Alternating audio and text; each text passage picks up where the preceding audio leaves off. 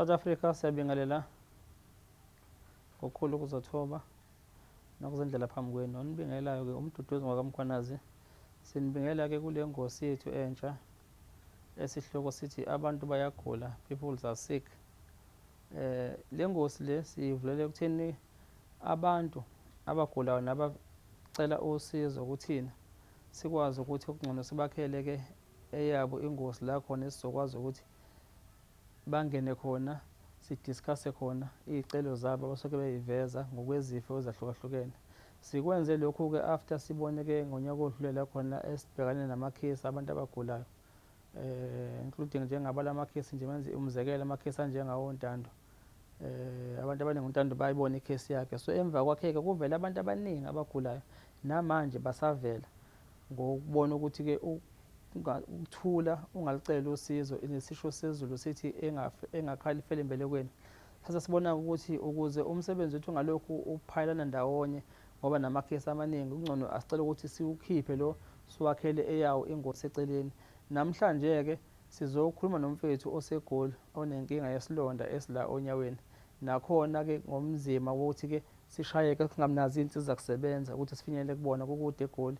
Naye njengoba ebhizi asebenza sithe-ke sizokhuluma naye sihlele khona la angene efonini sixoxe naye asho ukuthi-ke ukhala ngani nokuthi iluphi usizo alicelayo. Ngicela nje okwamanje-ke sibuke ukuthi ungabe umfethu iyiphi le nkinga eze naye ngaphambi kokuthi-ke sifake yena ngokwe-video call sikwazi ukukhuluma naye. Inkinga-ke South Africa ephethe umfethu sicela nje ukunikhombisa nansi, angiqale la.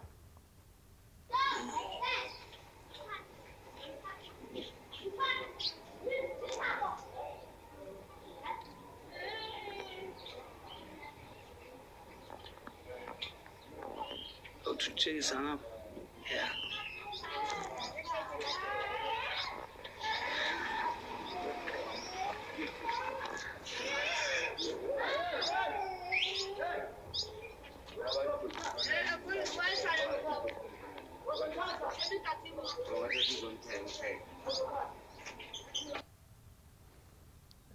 Eyokuqala le. Sanibona bhuti, lo okhulumayo uMandla wakaBhengu, kodwa-ke bangibiza ngoSmall ngesimo sala emarenkeni. Ngidrive itaxi njengoba ususibonile isithombe ivideo yenyawo yimina onenkinga yenyawo. Ngisebenza la eMiddlelands Taxi Association. Bengilifisa ukuthi ngalithola usizo ngoba sengihambile ebantwini ngiyahluleka, ngibuya ngisho kovenda phakathi ngiyahluleka unyawo aliphuli. So bese sengicela usizo njengoba ungibona sengikhuluma nawe kanje. Amanamba ami athi 063 515 4220. Ngizowaphinda futhi athi 063 515 4220. Umfowethu South Africa njengoba nimbonayo uphethwe isilonda esilangaphezu konyawo ngaphezulu esingaziwa ukuthi sasidalwe yini, but-ke uzosichazela-ke yena mase sikhuluma naye ukuthi-ke isilonda ngabe wasithola kanjani, akhala ngakho ukuthi-ke ukulapheka kusona akwazi ukuthola usizo. Cabanga ngapha lo muntu usebenzela iy'ngane zakhe naye iparish and usebenza ngazo iy'nyawo njengoba udrayiva itekisi nje. Itekisi iy'nyawo zona zisebenza kakhulu because uyashintsha phansi iklashi and njengoba elimele lolu nyawo ngicabanga lolu laka-left yilona lisebenza kakhulu kwi-clash because imoto uma ishintsha kufanele ashintshe ngayo. Esingazi-ke mhlawumbe ukuthi lokho ku-impact kangakanani, but ngicela-ke njengamanje ukuthi ngenzeke i-video call sikwazi ukukhuluma naye azibekele ukuthi mhlawumbe-ke ukhala ngani ubafo ikuphi afuna simlekele khona.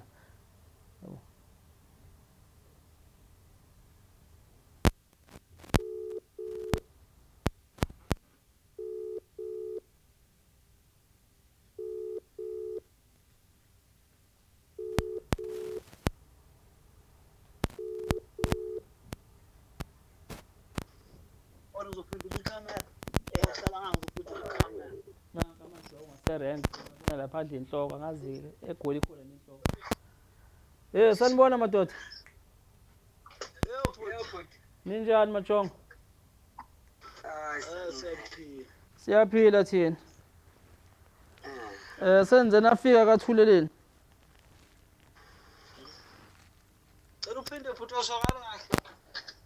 Senze nafika kaThuleleni. No, ngizoyifaka ngizoyiletha ikamera la kunina. Ngisafuna uningibone nje ukuthi ngikhuluma nami. Angithini yangibo? Oh. Hayi sikubona kahle impela. Nobubi bami khululeka-ke ngizoyiphendula manje bese ibheka lapha kwikhamera. Yebo. Yebo majongo. Kwenzakalani bafethu ngikhuluma nobani? Okay, shithi lapho ukhuluma noMandla wakabhingu. Yebo bani. Ngokuhlala ngila eSoweto eMidlands ezone 5. Okay. But ikhaya liseKZN. Kagogo kuseDurban eMlazi kaVini. Yebo. Kodwa kithi kuseMaritzburg eMbali eStutjwana. Okay. Ya, shithi lapho njengoba sahlangana nawe sifuna usizo kanje. Shithi njengomsebenzi ngidrive amatekisi amakhulu. Alright. Ya kushithi ngabambisa umuntu imoto iye ekhaya. Athi mangibuye ekhaya nje ngezunyawo ngazi seliyathontotha. Yavela isilondanyana nje ikhubunyana mawunwale liqhubu. Laba isilonda nje esincane selosivuleka nje base kuyisilonda esikhulu. Yebo. Nasi isilonda sakhona nasi. Nasi usibona siyabonakala. So sengike ngazama kubantu. Hayi ngibuya ngisho kovenda phansi ayikuyahluleka impela. Yeah. Because bafike nje bafuna imali mhlawumbe umuntu athi 5.5 ukhiphe ngubeke la kungenzeki lutho futhi. Mina ngithi uxoxwe inkomo ke lapho.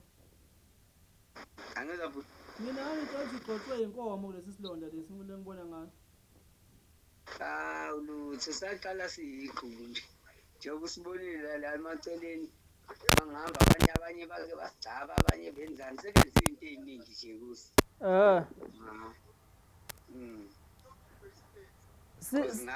Ngaqala khona esibhedlela abathi hayi awunalutho akunashukela la. Yeah. Yabo. Impunzi le phambili isanyakaza. Njengoba uyibona. Hey phela manje siyinkinga mase sebagcina sebanqamla ngisho unyawo phela manje siyaqhubeka mase simile. Hayi ngeke sona simile moja sibhekisisa kodwa indlela esithusa ngayo ngathi siyaqhubeka ngoba inkinga la isikhona manje siyagubheka manje. Sigubheka nje impela ukusozini impela sigcine mhlambe sifike nasethanjeni. Uyabona lawo. Uphe lo mbambisa itekisi? Lo ngamshiya nalo lelo tekisi la khona waliravaza waqeda wabuyela kubo ngoba ubuye eBackville. Phela shuthi uyathakatha lo muntu oqeda odriver phela. Hayi. Inkinga le. Lento ngihlale ngizwe ema-truckini mina kuthiwa i-truck inespoke indoda mayi-ofile ingekho nje hayi impela nosuku uyibambile inyakaza ngisho ukunyakaza. Hayi thina la emakhumbini impela cha nami ikhona lento eyinyawo kodwa bengingakaze ngiyicabange ngale ndlela esingakhona kumina ngoba mangihamba abantu abathi umeqo bathi bakushaye ngemvukuzane.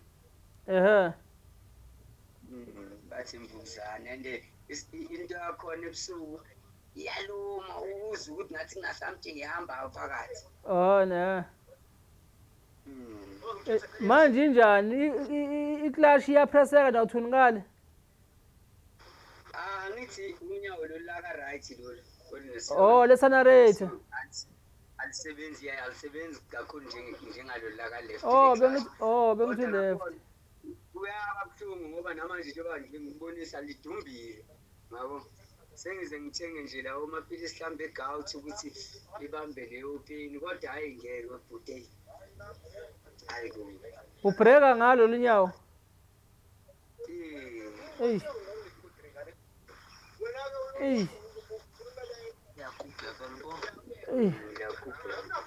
No, mntaka baba ngicela ukuphi ithuba mfethu ngicela nje ucele mfethu kwi-South Africa isiyonke nakubalafi bendabuko nanoma ubani ongakwazi ukuthi akusize ngicela nje futhi uyicelela usizo yabo. Okay. Ngiyanibingelela nonke eSouth Africa nasemsakazweni Ukhozi FM. Igama lami nguMandla wakabhingu oseSoweto. Bengilicela usizo kungangisiza nginenkinga yonyawo eselinesilonda esila phezulu engabekelwa lona emotweni sekuyisikhathi eside 8 months edlulile aliphuli bengicela ungangisiza angilekelele ngoba sengibuzwile ubuhlungu sekwanele ngingabonga kakhulu uma ngingalithola usizo. Inamba yakho mfethu ngicela uyisho nje bayizwe futhi.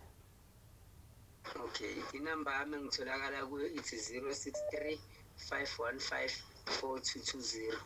Ngiyiphinde futhi ithi 063 515 4220. Okuyiyo esebenza naku-WhatsApp. Okay baba. Ukusebenza kwami ngisebenza eMidlands Taxi Association eseSoweto.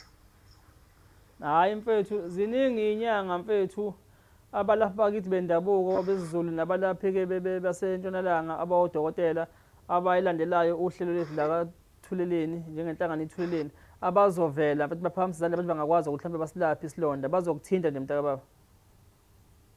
Okay futhi ngingabonga. No mfethu ngibonge nokubambisana kwenu nje renki ngoba liphi ijongo lesicelile.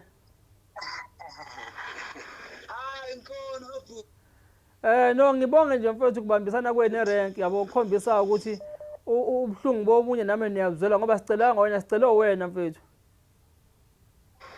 Hayi mina uhlelo lakho nginokubona la ku TikTok naserediyweni kakhulukazi ngayekuseni ngalo lilanga lanamhlanje ngilalela iy'tori usiza abantu so manje umfuthu uma ngimbona ekhandleke kanje ngoba phela hayi ukuthi uhleli uye-explain ukushaya ama-upside down ezama lona uncede and ngiyayibona le nto yakho ukuthi yazi izogcina imnqamula unyawo igcine senonyawo lulodwa kanti unyawo lo msebenzi wethu yilona olusebenza kakhulu. Yebo. Uma engasenanyawo kusho ukuthi isinkwa endlini asisangeni. Eyi kunzima eyi. No mfethu noma ngasatholanga nami nje mfethu igama mfethu ubani udabuka kephi emakhaya? Igama ngosikhona mina ngakadebe ngidabuka le Mnambithi. Oh. Ngisebenza sikhona la ikhona. Kephi kuthiwa kamuntu ufela ubala. Hayi basho njalo phela bathi kwafela ubala. Hayi sibuya khona last week besikhona intombi zalapha zinhle eMnambithi.